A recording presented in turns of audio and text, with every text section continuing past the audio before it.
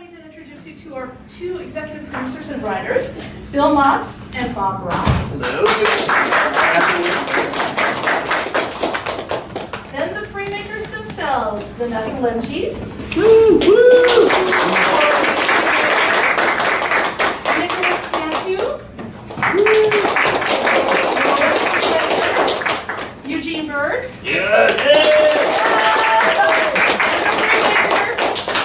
And then Matthew Wood. And you guys, we'll do this in a super casual way. Just raise your hand and I'll click on you and we'll try to get everybody's questions. Okay? So who would like to start? For the writers, could you talk a little bit about, because this Star Wars universe is growing so much in the company, is there a Bible out there that you guys have to keep up with, make sure that you're not going off on the weird? No. So here's what happens. We worked with the story group, the story group, and we worked with a woman named Carrie Beck, who was fantastic. And she has a smile. And when we pitch things to her, and she smiles and says, "You can't do that," we know that we've stumbled into Rogue One, Episode 9, who knows what. But seeing Force Awakens for the first time, I was like, oh, we're a couple months like, oh, I get it. That's why we couldn't do that one story. We got the Carrie Beck. No, you can't do it. We actually had and then find Luke Skywalker's original lightsaber. And she was, but yeah, first of all, thank you all for being here. This is a huge thing for us, and we're so excited about this show. So thank you very much for being here and letting us ramble as madmen to you about it. But and by the way, as far as the density of the universe, because it grows and grows, and there's comic books and novels, and we try to keep up as much as we can. And then there are certain things where we do cross over into some other content. And so every once in a while we get very lucky, we get very redacted pages of something, or that we get a little glimpse at something. And it's very funny, we're such huge Star Wars fans that we even asked Carrie, could you redact it more? Because we don't want any spoiler, because we want to go like fans to the movies and see it. And so she joked that, she's like, I think you're the only two guys in the world who don't want to know more about, Another behind-the-scenes question. The notes say that this series is set between Empire and Jedi. Yes. So what made sort of that time period, the perfect era to tell stories that you wanted to tell? And also, just two of the characters being named Zander and Kordi, was that a nod to Buffy or just a coincidence? That was idiocy on our part. We'll answer the second one. We're huge Buffy fans. Totally was not on our mind. We came up with Kordi's name 3 days before we came up with Zander's name. And we were sitting in a meeting 2 months later talking about him, and then suddenly said Kordi and Zander, and we all went, sounds great. It sounds right. Yeah, that's why it sounds right. But also, we had a 10-minute discussion, should we change it? And then everybody was such a Buffy fan, and we thought, this is a nice way to keep it. But part of it honestly had to do with one of the creative executives from Lego. His son is named Zander. Mm-hmm. And so when we stumbled on it, it's like, oh, that'd be awesome. We changed that, and Kordi was perfect. So. Yeah, so. Can I say? The second question, or your first question. When we first dipped our toes into this, the only thing we were told is they want a Lego Star Wars show and it needs to be set in the original trilogy. Part of the story, part of the pitch is these guys go around the galaxy and pick up all the junk left over from all the other battles. So just setting it in between The Empire Strikes Back and Return of the Jedi made total sense because that's as far as we can push without going beyond the original trilogy. And we wanted Vader, we wanted the Emperor, we wanted to have all the salvage we could possibly get. We want all the access to as many of the battles as we could get. So that's what was behind that decision. Okay. Enthusiastic about that. Totally, this animated special seems a lot more mature than the previous Lego animated features that they've done before. Mm-hmm. Was that a conscious decision by you guys? Was it guided by Lego or Disney? I don't know that it's more mature, but it's certainly not parody, right? Yeah, there's less jokes. Yes. And the stakes are real. Real. Yeah, I think it was very much a choice, and I think it was something that that Lucasfilm really kind of wanted to do to sort of make it feel totally a little more a part of the larger Star Wars world. And of course, we also wanted to keep the fun of the playfulness of the Lego experience and that kind of thing. But we have this little talk where we're talking about how there's a lot of comedy in Star Wars, but there's also these stakes, and so we wanted to sort of reflect that there's a lot of comedy, but there's also these very real stakes, and I hope that.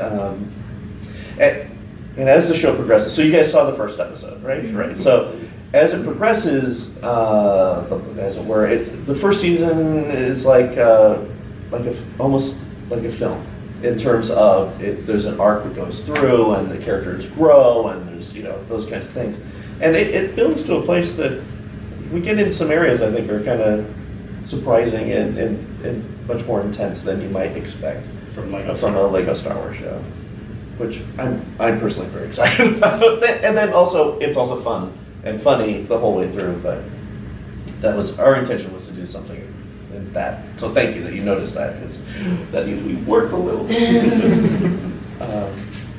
Yeah. So how much backstory are we going to get on the characters, like how they got into this and all that? Sorry, pushing my glasses back on my nose. That's great. Well, I mean, not a lot. These characters hit the ground running where we see them. The question we get, I think this is sort of what your question is getting at, is where are the parents? We're never going to tell that story. It's not an interesting story for these characters in our minds. There was a tragedy of a mundane nature. There was no Sith Lord who cut their parents down in half. It's an unfortunate event. We wanted to start with 3 siblings. We don't want to deal with the super depressing mom and dad dying. So we're never going to tell that story. And yeah, it's just, this is where we meet these characters. Whatever tragedy took the parents away was a long time ago. But I do think that the business was started originally by their parents, maybe even grandparents. And so part of, I think, the weight that especially Kordi carries with her in that is, because she was a little girl when all this happened, this was her parents' shop. And I think part of her passion about making sure it all keeps going is that's a part of the legacy that her parents left. So, and then as their actions in the show progress and their search for the Kyber Saber jeopardizes some of that, that's a tension point for her. Even her conflict with Nara is somewhat built about, this is all I have left, and I'm trying to protect that. So that's a little subtext that we're never going to get into, because that's kind of sad. But but that is sort of the backstory on that a little. Back there? Will we see crossover with Luke, Leia, Han? Yes. All right. Spoilers, yes. Probably not very good at spoilers.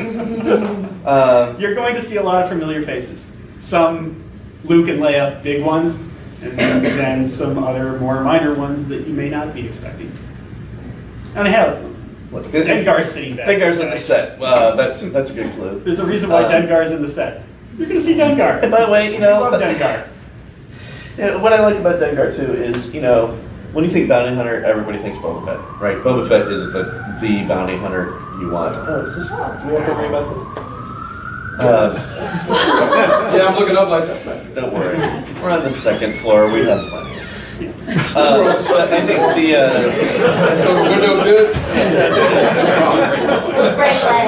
Sure, it's just a Eugene No first. one's panicking. I know. We're gonna talk until the smoke fills the room, and then we'll crawl up. We have really important things to say, guys. We'll feel for the fire on the door. It's gonna be Nobody leave. I'm out. Yeah, we're throwing a chair and we're going through. But anyway, yeah, the fun thing about Dengar is that one bounty hunter, especially in the films, everyone's like, who's that guy? Like, but he has a whole little backstory. I mean, for those who enjoyed the comic books and the books and all that stuff, Dengar's got a whole little thing. So it was really fun for us to make him a part of our universe. A lot more. This is the best. One person has to. I know, this is You guys must really love Lego Star Wars. We hear it comment a lot. Everybody's like, My heart says boom. let's talk more about the show. And you've been raising your hand multiple times. So, First of all, Bob and Bill, can you just say which one is which for us? oh, I'm sorry. I'm Bill. I'm Bob. And I'm slightly taller than Bob, but you can't tell because we're in chairs. And my name is slightly longer than his. That's the way. There's I a try to stupid remember. mnemonic device for you. But I wanted to talk about the music. It's pretty Oh, epic. thank you for pretty saying Star that. Wars. Yeah. That is Michael Kramer. That guy's amazing. Is it And- all original then, or? Well, you are hearing Star Wars themes in there. Yeah. So, But it is all it is original? not needle drop. So I mean it is, and actually that was a 83-piece live orchestra playing from Bratislava. Is that right? Sure. The so look that up. Hour and a half east of Vienna. Anyway, but yeah. So he and it He's is, a fantastic composer. he's a fantastic composer, and so wrote this amazing score that went there to conduct the orchestra, and it's I just think you can hear it, right? And it's And the beautiful thing is, I get to have long arguments about it with him about how do you use the Star Wars theme. When You does- know, okay, you know what? I'm going to just bring it all out. Load up episode 7, go 54 minutes, and you'll see the Force theme, Michael. So put it in the damn show. it's I mean it's a lot of and it's a lot of fun, and I think it just the score continues to grow and get richer as this season progresses. As the Kyber Saber actually becomes almost character. Those crystals become almost character-like. They have a musical signature of a harmonic vocal harmony, which is just it's really cool. And so he has a lot of neat philosophy that feeds into it of why he's doing the things he did. So we have access to the classic Williams score, and so we can use it as we want to, and then it's reorchestrated. There's times where it's the classic score with our score kind of on top. It's just, man, I get chilled. I love it. It's one of my favorite parts of the production. I'm curious for the actors. Obviously, Star Wars is always so secretive, and I'm kind of wondering, how did you guys find out about this project, and did you even know that you were auditioning for Star Wars when you first came into the record? First. When I saw the email with the call to audition, it had letters, LSW, and I didn't know. I didn't know what that meant. I didn't think about it. You know, we get emails and then when I saw the character description, it didn't have any mention of it, and the content didn't have any mention of it. And I fell in love with the characters before I even understood what it had anything, you know, any connection with. We had to write sides that hit what it was. So, but you know, we need to. But it had to have the like, tone. There's a witch in this, and there's a guy who loves really fast cars. Looking at the sides together, it was like, this sounds like kind of a Spacious badass man. It's show. like Harry Potter meets Yeah, like- Furious, you know. I kind of like want to Yeah. do that show someday too. with these guys, too.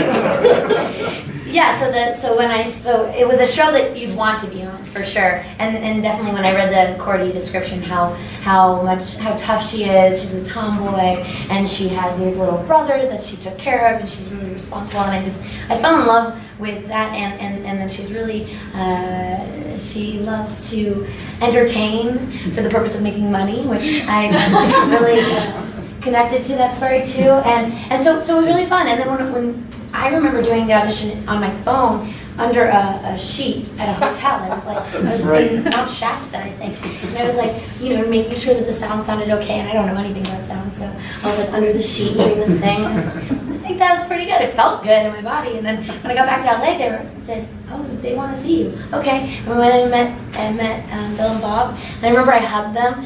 And I went in the room and I did it. And I looked at them to see what their reaction was. And it just had this magical, tingly air about it.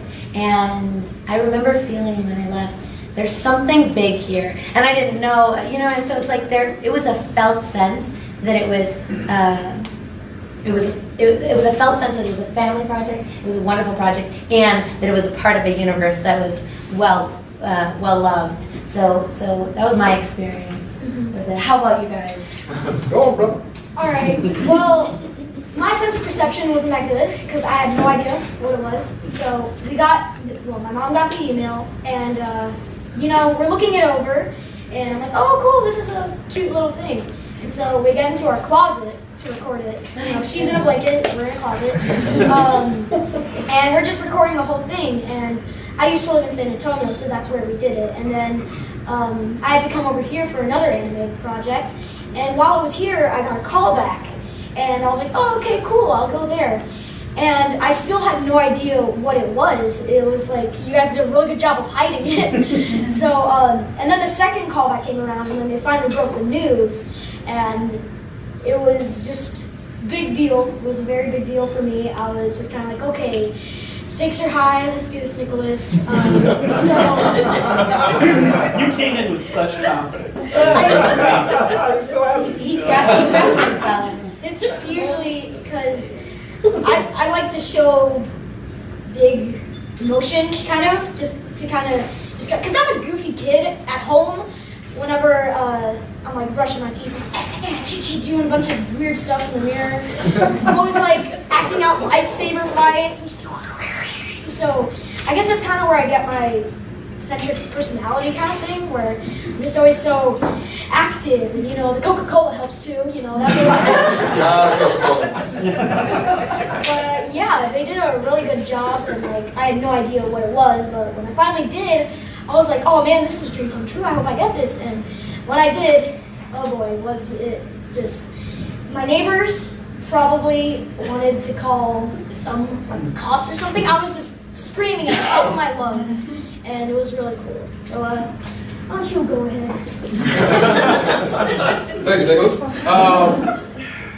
Unlike them, I went to my agents to audition for it, and I saw and I thought to myself, I was in the room doing, going over the character, I went, is this Star Wars? Like there was pieces of it that felt weird, but I thought LSW is LSW. All right, I think Star Wars. Little Star Wars? Like little Star Wars creatures? Like really little characters? I said, I wasn't really sure. But I auditioned for it, and I was like, I didn't think about it at all for a while. Then I got the call to come in and meet Bill and Bob and Michael. Yeah. And came in and had the best time possible. We just had a great time. What I remember is that I got to riff a little bit. Mm-hmm. I got to riff a little bit, and we just had a great time. I remember Bob going, wait a minute, could you try one more thing? And I tried something else, and you guys laughed, and I went, I feel good about this, and I left. I don't know how long it took before I finally got the call. My mother was sitting there. And I pick up the phone, I'm like, yes? She said, so Eugene, you sitting down? I'm like, nah, what's up? So you got the job of what? LSW, okay. You want to know what it is? Yeah, I mean, it's Star Wars, right? Yeah, but it's Lego Star Wars. And I was already excited it was Star Wars. When I heard it was Lego Star Wars, I jumped up and started jumping up and down. My cat ran. He ran all the way upstairs. I screamed at the top of my lungs. Mom was like, what's happening? What happened? What happened? I said, I got Lego Star Wars. And she went, oh. She said, so you're excited? I said, yeah, I'm excited. She said, okay. And I couldn't tell anybody. That NDA. So that took a minute, man. It took a minute, but this is like a dream come true to do this because I grew up with Star Wars, like probably most of the people in this room. So, yeah. That NDA was the worst thing about it. I was like, here, I'm going to do the job. I dress like this every day. This Star Wars shirt is not for you guys. This is just what my closet goes for. And they have an extensive collection. I try to battle them, and it's impossible. So I have to keep going out buying new shirts. Somebody says, I love Star Wars. I'm like, yeah, me too. Anyway. Going to school. Now Matt, what was your audition like? Well, what was your audition like, that? So Matt originated.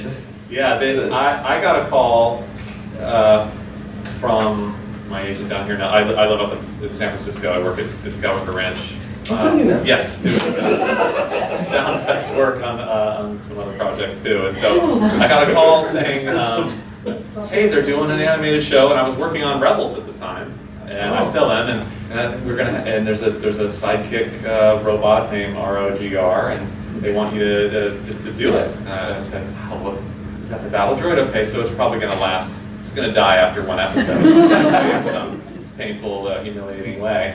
And no, so I went down to Los Angeles and came down to the recording studio and met everybody, and I could tell right off the bat just from your guys' t-shirts and that love for Star Wars, and there were so many people in the room, really like, Lego and Disney and Lucasfilm, and as soon as I got in the room with the cast, it's been a real journey for me seeing how stories and how Lucasfilm goes forward and now in the current day, just because I've worked there for so long and I've been to see so many different generations come through, and a lot of, I know it's cliche to say, but there's a lot of love in that room for Star Wars, and I just really felt it, and it totally like reinvigorated me into it, and the character got to last more than an episode.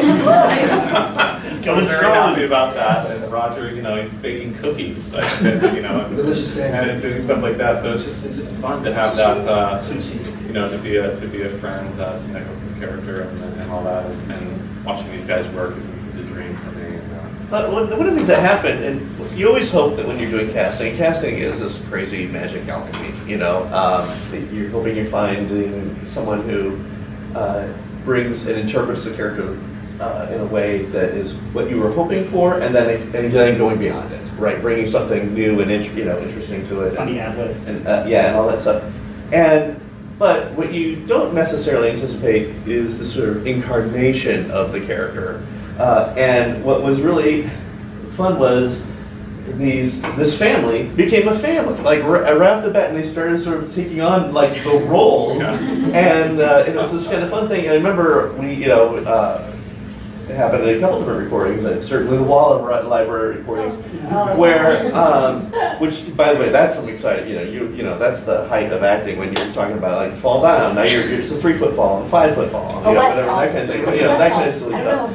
Getting shocked by electricity. Yeah, and it's always very silly, but the nice thing was they all they want to sit and watch each other do it, and the way you interact with each other is always very supportive and very much in that role. And Bob and I were like, oh my gosh, they're the Freemakers. Yeah, they really are the Freemakers. The thing that always strikes me is there was a time where Nicholas had like some lines of ADR to finish out. Eugene was done. His role was wrapped for the day. Like, okay, you can head home. Most actors are out of there like that. They cannot wait to get out. They're down the street before you can even say, see you next week. He said, no, I'm gonna sit and stay and watch my little brother. He just sat, stuck around for an extra, Watching is good, man. It's fun to watch. There are so many times where when you're acting, Nick, we're standing there, all three of us are just like, there's like this savant in the room that's extremely incredible watching your journey. And the kid says stuff like poppycock, and you just go, where are you getting these words from? He's like, when I looked at the character, I thought maybe that he's like this. I realized that I had this little nuance. And we're all looking at him like, who are you? But these are things that the kids his age don't say. The kid is so talented. Yeah, it's like you're not here. Yeah, don't listen. Because I have to record you next week. So, He comes in 10 minutes late with a cigarette. Did you see me at the press conference? Now he does his lines like this. Now he's like, blah, blah, blah, blah, blah, blah, blah. Which, if you ever work with voice actors, that's what they're doing anyway. They're like sitting there playing something, they jump up, do their lines, they look in the booth like, okay. That's what Nicholas does. So it's weird and scary. You've got a speech late in the season. No spoilers, but he's got a very emotional speech very late in the season. Yeah. And it just, I don't know what it was like for you guys in there. It's amazing. For us, we were like, oh my God. And he did it in one take, and we're like, all right, we have to get a save. Well, he finishes the take, and then he's like, woo, and he's like normal, like, hey, and he's off, like a bunch of like, yeah, and like, okay, and then we're gonna do another take, for a safety. And he's like, okay, and then bam, right there again, even stronger, and we're again like. Somebody said, should we do one more? I was like, no, I can't take it. I'm gonna bawl if I have to hear the speech one more time. So no, and then he just bounces right back. Then woo, he's over there in the booth. He bounces back. We're going to therapy for weeks. And when Vanessa and I heard it, we heard it because we weren't there. So we heard it separately and played it for us so we could do our lines. And both of us went like this. Vanessa was like, oh, good. And I was like, yeah, man, it's all right.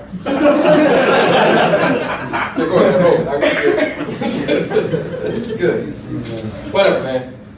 It's all right. It's all right. Tired of giving you compliments. Hi guys. Hello. I have a couple of quick questions. Sure. One, where did the name Freemaker come from? 2, is this canon? And 3, did you have Lego create a new color for these figures? Because I've never seen this. Oh, well, actually, the color. I'll go a little bit out of order, but the color is nougat. Is the color, it is a pre-existing Lego color, but you don't see it a lot in the minifigure world. We did want our characters to have some mixed ethnicity in them.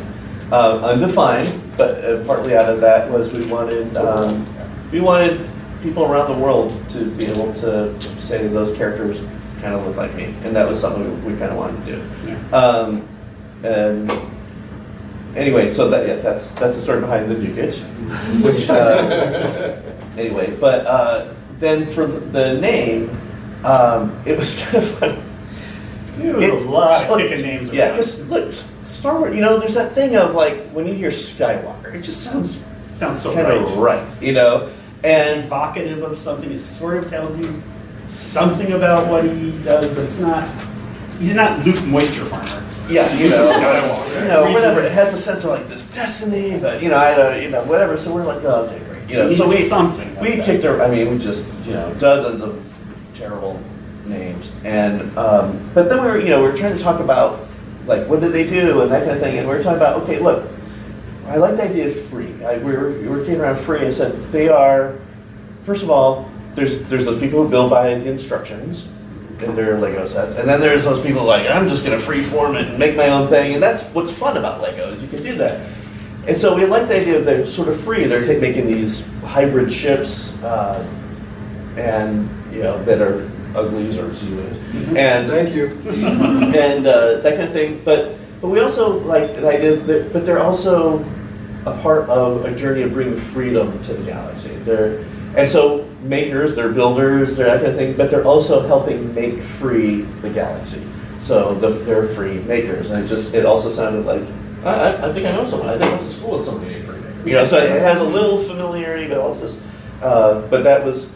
It seems so natural now and right to us now, but man, that took a while. And then they also have to go through all sorts of legal clearances. You find out like, oh no, there's a role-playing game that has a so, but it's naming characters in the Star Wars universe is the hardest part of the job. Just hard. Oh, the canon question. The canon question. We have a statement. We'd like to read. The Lego Star Wars universe is its own unique universe. We play in the continuity of the movies, but we're not part of the continuity and the other series and stuff. So it's just kind of weird thing because we the stories and everything are absolutely we do nothing and do everything in continuity with the canon continuity, but this is obviously a Lego show, right? So so the way I like to think about it, and this is of course not the official statement way of thinking about it, but this is the way I like to think about it. I like to imagine that these are. Tracy's giving the kill code right now. Shoot! She's not there. Fire alarm! Fire alarm! This is canon paraphrase. So this is essentially. This is a story that happened reenacted by a kid playing with his toys. Exactly. Yes. But that's not canon. And that's not. But everything that all the stories we choose to make fit within canon. That makes sense. Pablo Hidalgo loves dancing. I know that's our thing. We get this on Twitter like it's a canon on Twitter. We're like Pablo loves. Parse this one out, but yes. So was that invasive enough? Okay. How the characters looked, or were they already designed and then you guys just kind of filled the role? And second, did you guys put Dengar in your story to make Lego make a Dengar figure? No, but that was a happy side effect. That was a great. We put Dengar because we love Dengar. I love Dengar. He looks like the most slovenly, sloppy bounty hunter ever. It's like, you can totally outrun Dengar. He's like overweight. And he's Even in films, he looks like he's like his armor is like, the stuff is coming out in the seams. You're like, that guy had a rough. That guy. I don't know what happened. But he looks like he's just got out of a Three Stooges movie where they pulled his tooth. It's like, it's ridiculous. So we put Dengar in. Don't they have dentistry on your universe? But yeah, it's. And then when we heard they're going to make Dengar, we're like, oh, thank God. I was like, that's awesome. But it was also fun because, you know what? I mean, you could do a lot of. I think we play around a lot with his unique characteristics in the show and get him I think people were like, yeah, he's pretty cool. Yeah. We totally bogarted your question. I love that first scene with him. So fancy. It was so great, and it represented everything. So episode 2, sorry. Sorry, I had to watch it. I asked for Toblerone color. All I knew was that he was going to be a nice little color. I was like, I'm down. I wore a green jacket, kind of like a green army jacket, to the audition that I went and met Bill and Bob and the rest of the team too. So when I saw the character that had this green kind of army jacket, is that what you got? Oh, in my universe, I was like, yes, I'm inspirational. Yeah. I wore a blue jean jumpsuit. Oh. Triangle logo. Yellow shirt, and I was like, that's weird. He's wearing the same thing. But even Tracy, you know that when we did our first press, I wore the yellow thing. It was like, so I mean, that's my fun story. And since I don't know for sure, I go with the most legible. Right, exactly. How did you? Battle droids were pre-stamped out already. It's funny, the original battle droid Lutzo, I did have some involvement in. At the time, I was Ben Byrd, who's our sound designer at Lucasfilm, who's been there forever. We were working on the animatics for Phantom Menace, and there was we were using mocap for that. And at a certain point, there was no other actors left, and so Ben and I would put on the ping pong balls and do the mocap just to get a library of the droids falling over, the droids being shot, walking in formation, that kind of thing. And the fact that they had this kind of gawky walk is actually it's Ben Byrd's walk with one of the mocap ping pong balls up too high, so it's like his pelvis to be kind of like. And so when we got all that animatic material into the edit, everyone liked it. They liked that goofy walk. So that's I was involved in some of that inception. Amazing. That's amazing. I never knew I'd be voicing them. But I wish I had to record. Here's the amazing thing. I mean, we've been fans of Matt for a very long time, and so the fact that we got to get you to come down to do Roger was awesome. And then it was sort of Matt saying, well, I could design sounds for the Star Scavenger and the Ghost Fighters and things like that. So a lot of our unique sounds in the show are your design. Yeah, it's been really fun having that here on it too. Like just getting to see. Also, it's also a way for me to cheat and see the episodes before they're done. I think you're starting to regret it now with us, sending you weekly lists. We need Wappas, we need bigger sounds for the Rankers Fest, and we need we've got all that library, and like I say, it's Skywalker that we can give to the show. And my co-worker David A. Kordi and I, who worked on, we just did Force Awakens, and we came together and designed a bunch of new sounds for the key signature moments. I mean, I'll never forget when we first sent the sound files, and I just sat there and can you believe that? That's our show. That's our ship. That Matt Wood made sounds for our ship. And it doesn't just stop at that. Doug Chang designed spaceships for our show. And there's nothing weirder than your little email box popping up saying, oh, Doug Chang has something to show you. And he wants your opinion on his drawings. And you're like, no, that's backwards. I'm not going to tell Doug Chang how to draw a Star Wars show. And yet, we still do, which is this crazy thing about it. So, but anyway. Well, you guys, I think we're going to have to wrap it up there. On behalf of everybody, thank you all again for coming out. Yeah, thank you guys. And thank you guys for making an awesome show.